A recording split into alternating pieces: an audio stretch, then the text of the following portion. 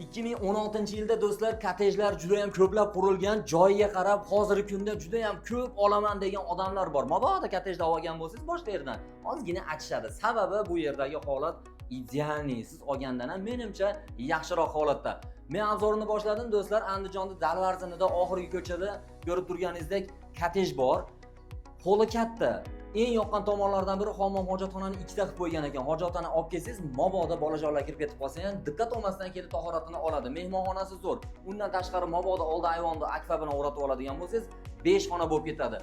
Oshxonani to'liq jihozlari bilan beriladi. Undan tashqari detskiy dismi, spalniy dismi, xullas bu yerda bemalolchilik. Ikkita oila yashasa bo'ladi bemalol. Ikkita oila deganda aka-uka emas, ona va bolalar bilan bemalol yashasa bo'ladi. Qarang, gaz bor, svet bor, suv bor, kanalizatsiya bor. Yana nima kerak sizga? Tayyor remont, tashqarida kladovkasi, tashqi hojatxonasigadir bor. Shunday chiroyli yangi remontdan chiqqan xonadonimizni do'stlar 80 ming baholangan, egasi nomeri, doimgidek lokatsiya.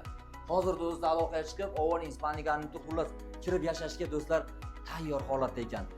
Yaxshi kottej olaman deganlarga yaxshilab jo'natib qo'yiladi do'stlar. Albatta aloqaga chiqinglar.